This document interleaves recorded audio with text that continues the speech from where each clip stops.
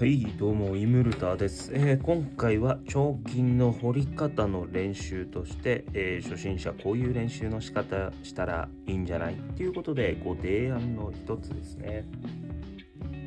はい、で今回使用するのはこの高すくい鋼、高丸鋼、丸け彫り鋼の1ミリの幅のものを使用します。わし自身これを練習してきたわけなんだが、いろんなね、毛彫りタガネ、肩切りタガネっていうのをいろいろ練習した結果、一番最初はとりあえず独学の方は特にね、丸毛彫り最初に使った方がいいんじゃないかなってわしは思うので、それについてその理由と練習方法について解説をします。はい。ではこの動画は彫金師のイムルタが解説をいたします。この動画が参考になったよという方は高評価とチャンネル登録をよろしくお願いします。また参考になりましたというような感想コメントもどしどしお書きくださいませ。よろしくお願いいたします。では始めていきましょう。まず毛彫り、肩切り、高すくいとあって何が違うかっていうと、刃の入れ方が違うと。で、肩切り鋼は正直初心者が一番最初にやるのは感覚がつかめないと思うので、わしはおすすめしない。それはね、どうやるかっていうのは人それぞれなんで、他のことを否定するつもりはないけれど、肩切り鋼をいきなり練習するのはね、正直言ってハードルが高いと思う。はい。で続いてこの毛彫り鋼と丸毛彫り、これはね、こうまっすぐ入れるから、そういった意味で入れ方は一緒。ただ、毛彫り鋼の場合は刃を入れた時に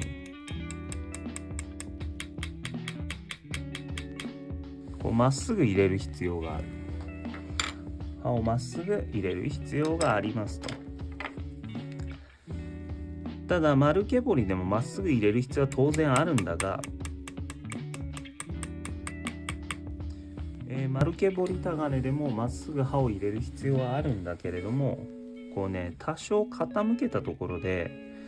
こうわざと傾けるけども、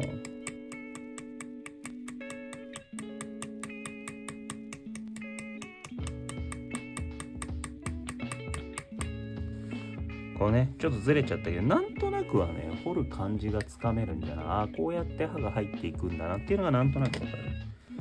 で、毛彫り鋼も刃先をすごい広げてればね、そういう彫り方はできるんだけれども、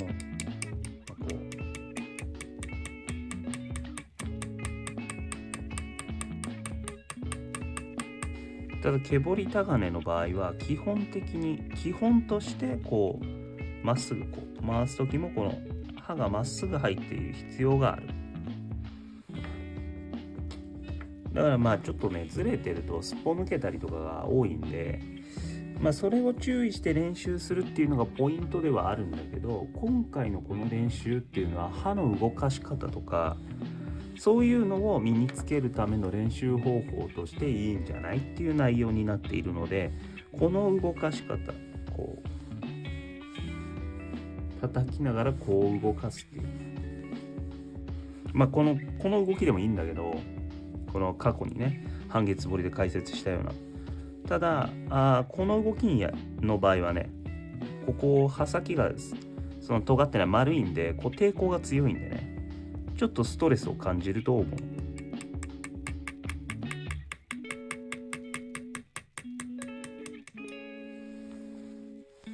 ただできんことはないので、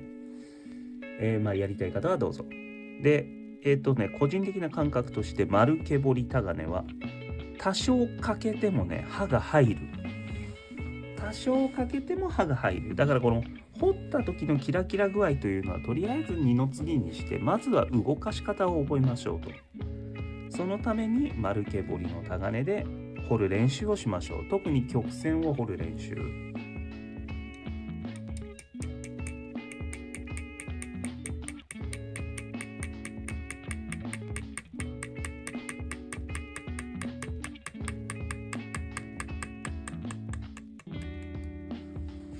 こういうふうに曲線を彫りますと。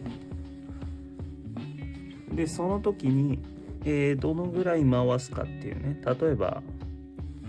今彫ったこの大きさのものに対して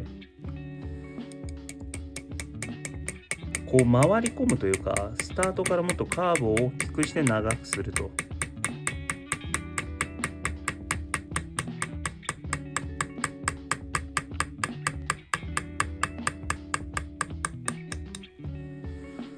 そうするとこう回すんだなっていうのが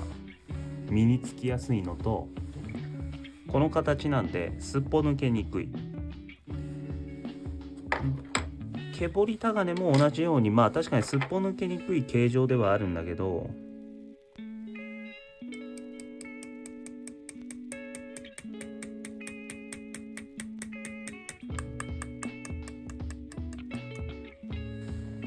こう毛彫りタガネも確かにこうすっぽ抜けにくいんではあるんだが、さっき言った通りこう欠けた場合、先端がね欠けてしまった場合はすごいすっぽ抜けやすくなるというか、まあ刃が入らない、そもそもで。初めてタガネ買いましたよっていう人だと、まあ当然だけれどもそれを研ぎ直すことはできないので、この掘り回す練習っていうのを一発目に毛彫りタガネでやるのは少しハードルが高い。それだったら丸毛彫りでこの動きを身につけたからね、こう叩きながらこう回すっていう、こう叩きながらこう回していくっていう。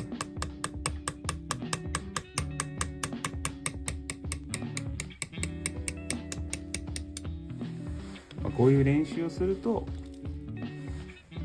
身につきやすいというか、なるほど、こうやってこう回したらこういくんですねとか、自分の体って、体格は人それぞれ違うんでね、自分の体ってこう来てこう来てこう回せるんだとか、私の場合はここまでできついなとか、これ別にどっちが優れてるとかではなく、この自分の掘りやすい角度っていうのを覚えやすいのと、このタガネのこの動かし方っていうのを覚えやすい。でそれを覚えた上で肩切りタガネなどで練習をすると練習がしやすい。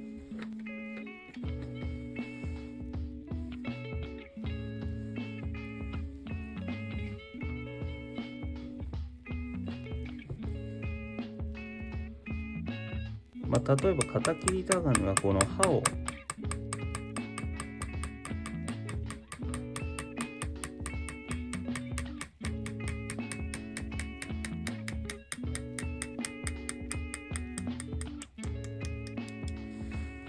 刃をねどっちに向けるかっていうことで、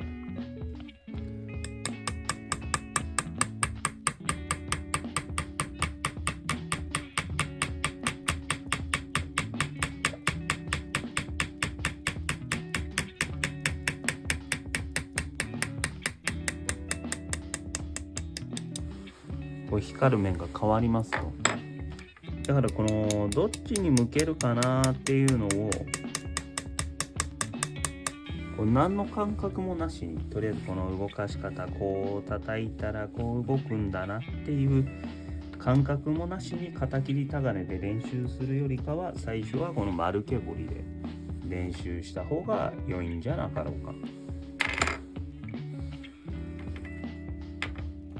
あくまで練習方法というのはね、その人それぞれどういったものをやりたいかによって違うので、例えばもう肩切り彫りだけやりたいっていう人だったらね、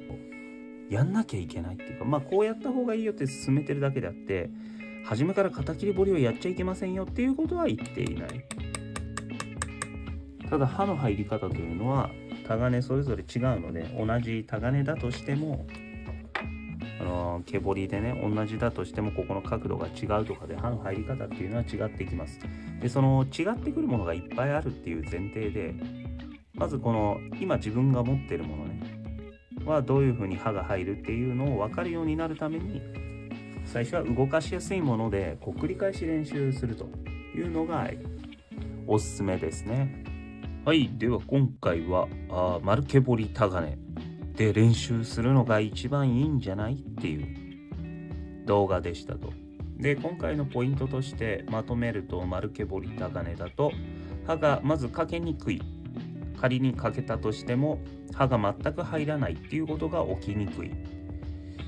でとりあえずね、このこの傾けて掘っちゃうとかって癖がつく可能性はあるんだけど、まずはね、この動き、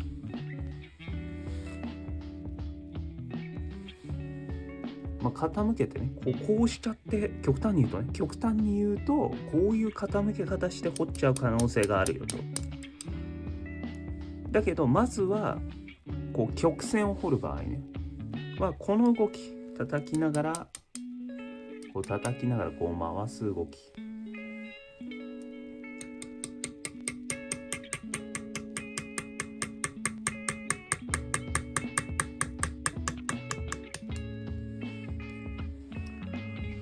こう叩きながらね回す動きっていうのが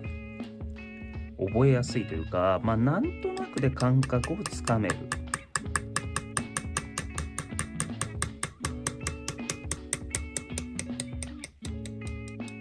こうつかみやすいっていうのがポイント。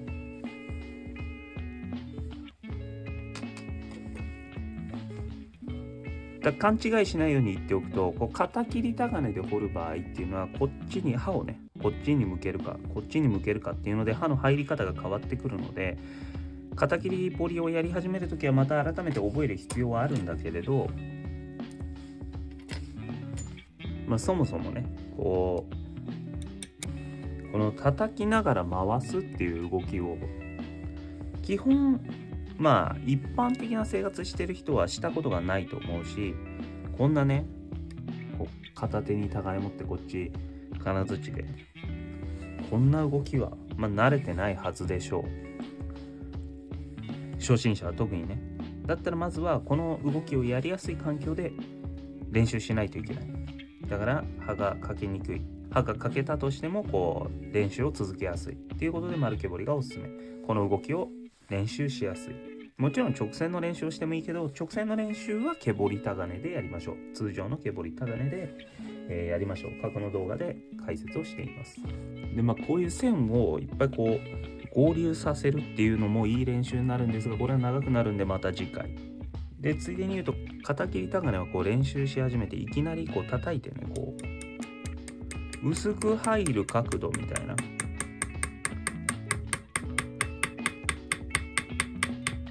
こういうのがわからない状態でいきなりこう手添えたりして、この角度でも入るわけでしょ。結局叩いたらこうもうようわからん角度でとりあえずゴンって叩いたらもうすぐここかけるんで、とりあえずね丸け彫りはそういうのが起きにくいっていうのがあるんで、おすすめポイントじゃな。叩き込んだとしても真上からねこんなことやんないけど、こういう感じで入ると。